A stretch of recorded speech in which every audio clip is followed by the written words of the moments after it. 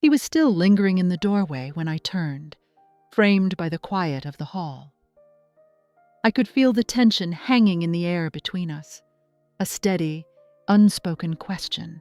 He hadn't retreated, and I certainly hadn't asked him to. If you've been with me on this journey before, you know the drill. Go ahead and hit that like button and subscribe. It truly helps more than you know. And if you're new here, well, you've picked a fantastic place to start. Welcome, I'm so glad you're here. Now, let's get into it. The wooden planks of the porch felt cool against the soles of my feet as I stepped into the morning. I had a warm mug of coffee cradled in my hands, and the early sun was just beginning to heat the air, making the gentle breeze feel like a refreshing secret. My soft, loose wraparound brushed against my arms as I shifted my grip. I'd just taken a sip, the kind of deep, warming taste that settles in you before you swallow, when the doorbell chimed. By the time I opened the door, he was already halfway down the steps, but the sound made him pause. He turned, looking tall and endearingly awkward, in a uniform that seemed just a size too big for his frame. His eyes met mine for a fleeting second before darting away. I leaned against the doorframe, one hand nursing my coffee, the other resting near the wood. "Is that for me?" I asked, nodding toward the small, unassuming box he was holding. He took a few careful steps forward, his voice a little shaky. They said it was urgent." As I took the package, I watched him hesitate. He didn't step back, didn't speak. He just stood there, suspended in the moment. I shifted my weight slightly, letting the door remain ajar behind me. His eyes flicked up, a flicker of surprise in them, but he stayed silent. I tilted my head, letting a slow, small smile play at the corner of my mouth. "You look like you weren't expecting to make that delivery."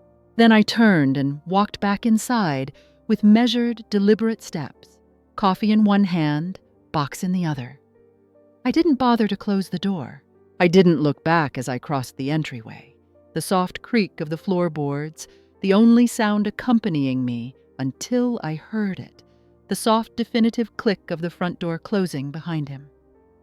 I set the box down on the console table, still holding my coffee, and turned just enough to see him standing there. He was inside now, his expression unreadable, as if he were still trying to solve a puzzle. I didn't speak. I let the silence stretch, letting it grow heavy and meaningful. "You can just let it rest against the frame," I said softly. He moved slowly, uncertainly. But he did as I said. The latch settled into place with a gentle click, and the hallway fell into a hush that felt even more profound than before. I stepped aside, a silent invitation for him to move forward. He did, but with the cautiousness of someone who isn't sure if they belong. His eyes, however, stayed locked on mine, waiting. When he finally stopped, just a breath away from me, I glanced down at his hand, still hesitant, and I reached out. The brief touch of our skin sent a current through the air. I saw his throat move as he swallowed. I turned my hand gently within his. "It's all right," I murmured. "You don't have to be nervous." He reached for my hand again, slower this time. His fingers rested lightly around mine, and I held perfectly still for a second longer, just waiting to see what he would do. His hand remained near mine, a still, steady point in the charged air. I became aware of just how close we were standing. The atmosphere had shifted, now humming with a nervous energy, as if we'd both forgotten the script. I turned to face him fully. He met my gaze, uncertain at first, until I gently rested my own hand near his. I let the quiet hold for another long moment, allowing him to acclimate to the stillness between us. That small gesture seemed to settle something unspoken. He took a small step closer, and I held my ground. He leaned in slightly, hesitating near my shoulder, as if he wanted to speak but couldn't find the words. I felt a flicker of tension rise within me, a mix of anticipation and uncertainty. His eyes caught the slight shift of the fabric on my shoulder before he looked away again. I gave him a subtle nod, signaling that the quiet was more than okay. His hand hovered for a moment before moving with a feather-light touch along my arm, pausing as if he were unsure of his own intentions. His movements were so hesitant, so careful. A quiet breath escaped me, unsure of what would happen next. A slight draft caught the fabric of my wrap, brushing it against my shoulder as I adjusted my stance. He stayed beside me, his hand relaxed now, our eyes meeting in the stillness. "It's all right," I said again, my voice gentle. "You don't have to worry."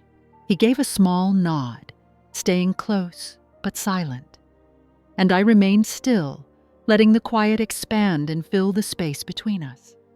He stood close as I gently lifted his hand, placing it on my waist, where it felt like it belonged. I let my own hand rest over his for a moment before letting it fall away. We shared a quiet kiss, steady and calm. It lingered, unhurried, just long enough for the moment to be truly felt. The faint taste of my morning coffee was still on my lips as his hands came to rest gently at my sides. As I leaned into him, the soft fabric of my wrap shifted between us. His hands remained gentle, a steady presence in the quiet that stretched on. The air was perfectly still, the only sound being the settling of the moment around us. I shifted back slightly, my movement stopping as my legs met the edge of the hallway table. I leaned against it, placing my hands behind me on the cool surface for support. He stepped closer again, a silent shadow. I adjusted my stance, now keenly aware of how intimate the quiet space had become. His hands moved from my sides up along my arms, the fabric of my sleeves shifting with the motion. Nothing was forced. Everything unfolded with a gentle, unhurried grace. The air seemed cooler now, a contrast that made me hyper-aware of his warmth. He leaned in, and we shared another soft kiss. My hand came to rest lightly on the small of his back as we stood there, close and quiet, with no need for words. Each movement felt more settled than the last, as if we were both easing into a shared stillness. His touch remained gentle, always within a space that felt profoundly respectful. There was no urgency, only his quiet presence and his steady hands. I wrapped my arms around his neck. He stayed close, a silent comfort beside me. I held him gently as the fabric behind me shifted against the table's edge. There was no plan here, no script, just a quiet, shared moment, held without any expectation at all. I stayed close, unmoving, letting the peacefulness settle around us. I was in no hurry to let go, and neither of us felt the need to say a single word. So, be honest with me. If you were Leo, standing at that door, would you have walked through it? Or would you have waited for a clearer invitation? Tell me your thoughts in the comments below. I'll be reading them all. Thank you for listening.